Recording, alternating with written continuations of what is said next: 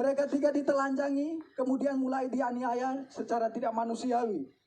Paha mereka ditikam, muka mereka ditonjok, kemudian minta maaf tetap lari menuju arah Mado. Sampai di Mado, dokter sendiri dihadang, kemudian dipukuli dengan besi, kemudian digiring ke jurang dan langsung ditendang ke arah jurang. Pada pukul 9 lewat sekitar 11 menit, mereka bergerak lagi menuju ke barak yang kedua yang dipimpin langsung oleh saya sendiri sebagai ketua tim. Di situ kami ada 6 orang. Saya sendiri sebagai ketua tim, Paman Selo, Paman Emmanuel Abi, Paman Patra, Suster Christine, Suster Anti dan juga Suster Ella yang sudah menjadi almarhum. Pada saat itu juga mereka melakukan hal yang sama, menghancurkan kaca-kaca jendela dan juga memukul pintu-pintu, berusaha untuk masuk ke dalam untuk menyerang kami. Mereka juga menyiram bensin di sekitar barak medis dan juga mulai membakarnya. Saat pembakaran terjadi, yang ada di dalam puskesmas hanya tersisa saya, Paman Patra dan juga ketiga suster itu.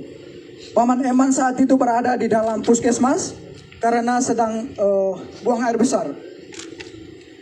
Pada saat itu sedang terjadi pembakaran, saya sendiri meminta untuk ketiga teman putri saya atau suster untuk kami segera keluar dari dalam barak itu. Tetapi karena mereka perempuan tidak bisa mengantisipasi situasi, sehingga mereka memilih lebih tenang di dalam barak itu. Makin lama asap makin tebal, rumah sudah mulai barak sudah mulai terbakar, sehingga saya memilih untuk mengurung ketiga teman suster tadi bersama saya langsung di dalam kamar WC karena agak lebih aman. Sekitar pukul 9 lewat 20 menit sudah tidak bisa ditahan lagi karena memang rumah sudah plafon-plafon yang terbakar sudah mulai pada runtuh, sehingga saya memilih untuk mengajak ketiga suster ini untuk keluar dari dalam barak medis. Pada saat kami berusaha untuk lari menghindari amukan KKB, kami memilih lari ke depan, mereka sudah menghadang kami pada posisi depan. Kemudian saya berusaha merangkul ketiga suster menuju ke jurang, tetapi sampai di belakang jurang yang ada di belakang barak medis juga mereka sudah berada di situ dengan diperlengkapi senjata dan juga busur dan anak panah. Akhirnya saya berusaha untuk mengamankan ketiga suster ke rumah warga yang terdekat jaraknya sekitar 5 meter dari barak medis itu. Sesampainya di situ mereka juga ada di situ berusaha untuk membakar rumah warga yang di sebelah. Akhirnya saya memilih untuk mengamankan ketiga suster di dalam gedung di dalam kamar mandi dari rumah masyarakat itu. Sekitar 30 menit kami berada di dalam kamar WC. Kejadian semakin brutal, mereka semakin membabi buta. Memana teman kami Paman Emmanuel Abi, kemudian mereka mulai membakar rumah-rumah warga dan juga pasar, serta bank, rumah distrik yang ada di sekitaran barak medis itu. Kejadian semakin brutal, akhirnya saya mengambil keputusan untuk kami bisa mengamankan diri.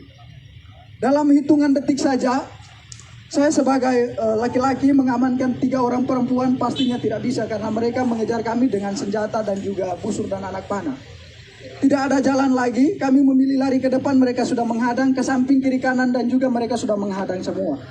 Akhirnya di belakang kami terdapat jurang yang cukup terjal, kedalamannya sekitar 500 meter dengan sudut ketajaman itu sekitar 90 derajat. Tanpa berpikir panjang, saya bertanya kepada ketiga suster itu bagaimana kita harus mengamankan diri. Mereka menjawabnya, kita lompat saja.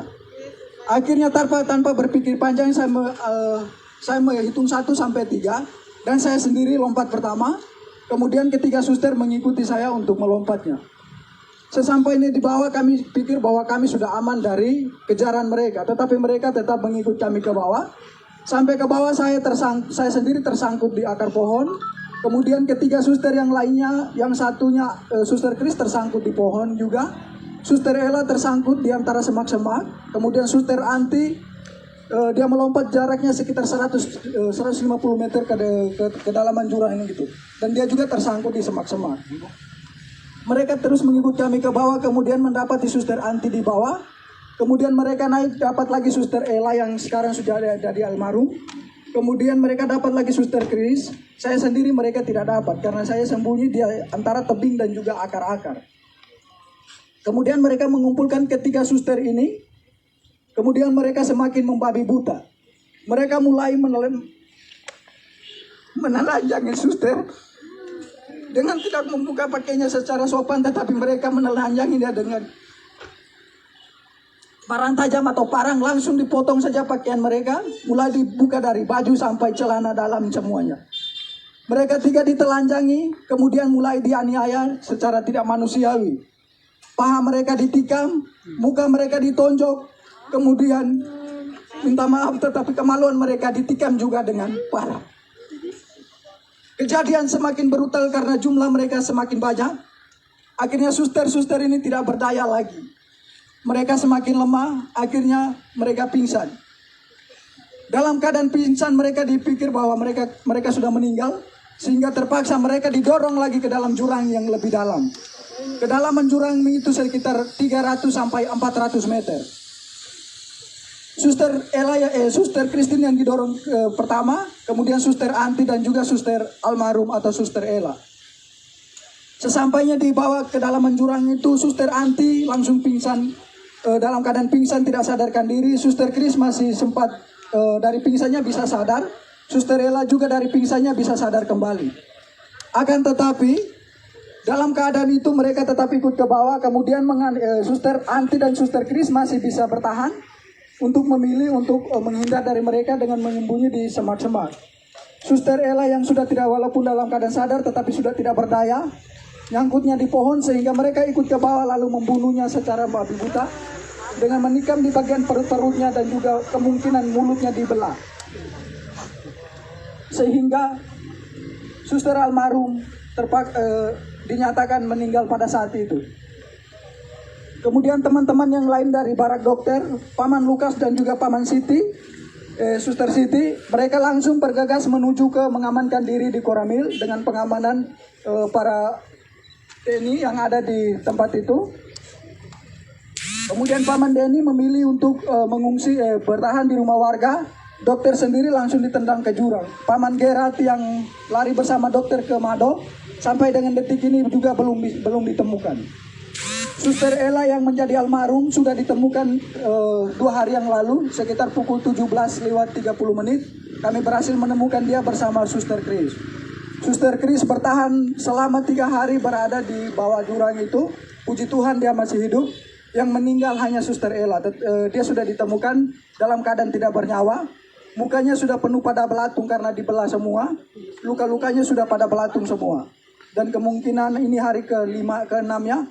Sehingga mungkin almarhum tinggal tulang atau daging, sisa-sisa dagingnya saja. Kemudian Paman Lukas dan juga Pak Suster Siti langsung diamankan oleh pihak tentara yang ada di Koramil menuju ke pos Pamtas 403 yang ada di ketinggian atau yang di puncak. Kemudian Paman Denny juga dari rumah warga bergegas menuju ke Koramil mengamankan diri di pos Pamtas bersama dengan pihak dari Koramil juga. Dokter sendiri bertahan selama berada di jurang dari pukul 10:09 sampai sekitar pukul 9 malam. Baru dokter dari jurang menuju ke arah pos Pamtas 403. Saya, Paman Eman, dan juga Paman Patra bersama Suster Anti dan juga Suster Chris masih tetap berada di dalam jurang. Pada pukul 5 sore saya sendiri berusaha, karena melihat situasi sudah aman, saya berusaha keluar dari semak-semak. Kemudian berlari menuju ke Koramil. Sesampainya di Koramil tidak ada petugas karena petugas semua sudah diarahkan ke pos Pamtas. Sehingga saya memilih mengamankan diri di salah satu rumah warga yang ada di sekitaran Koramil itu. Paman Patra tetap memilih dan juga Paman Eman tetap memilih bertahan di jurang bersama dua suster, tetapi posisinya terpisah. Kemudian pada malam harinya Paman Eman yang terkena busur itu, dia memilih untuk naik pada sekitar pukul 10 malam. Kemudian dia berusaha tidur di bawah kolom rumah warga yang ada di sekitaran jurang itu. Paman Patra tetap bertahan.